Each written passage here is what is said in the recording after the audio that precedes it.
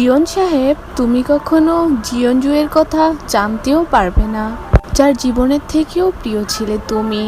তোমাকে ভালোবাসে বলে সে অন্য কাউকে নিজের জীবন সঙ্গী হিসেবে চায়নি, তাই তো সে চলে গেল আমাদের সবাইকে ছেড়ে। নাম তার জুই, কিন্তু সবাই তাকে জিয়ন জুই হিসাবে চেনে।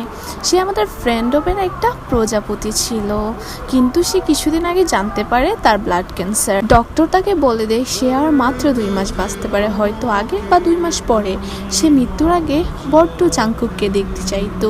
হঠাৎ একদিন নাকে মুখে রক্ত চলে আসে। তার বড় বোন এবং তার হাজব্যান্ড তাকে হসপিটালে নিয়ে যায়, তার পরিবারের সকলে যায়। তারপর তাকে আইসিইউতে ভর্তি করানো হয়, কিন্তু ডক্টর জানায় সে আর বাঁচবে না, কিছু সময় বাকি। সবার সাথে সে দেখা করে আর বলে তার বোন, আপু তুমি আমাকে জিয়ন সাহেবের ছবি দিবে। তারপর তার বোন তাকে ছবিটা দেয়, আর সেই বড্ড গভীরভাবে তার জিয়ন সাহেবের ছবিটায় কিস করে। তারপর বুকে জড়িয়ে নিয়ে একটু কান্না করে আর বলতে থাকে, আমি আপনাকে বড্ড ভালোবাসি জিয়ন সাহেব, বিশ্বাস করেন। তারপর পরম যত্নে ছবিটা বুকে জড়িয়ে সে পৃথিবীর মায়া ত্যাগ করে। আর তার কবরের দেওয়ালে সুন্দর করে পাথরের টাইলস দিয়ে খোদাই করা আছে, নাম তার জিয়ন জুই, স্বামী জিয়ন জাংকুক। আর মৃত্যু ডেট হচ্ছে 20 তারিখ 3 মাস 2026। জানি না সেই মেয়েটাকে, কিন্তু আমি ক্যাপশনটা পড়ে সবটাই দেখেছি এবং তোমাদের কাছে শেয়ার করছি।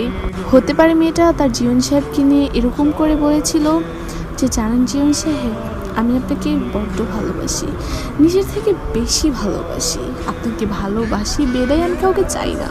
জানেন, আপনাকে ছাড়া আমি কাউকে ভাবতেই পারিনি। আপনাকে ভালোবাসার পর কাউকে মনেই ধরেনি।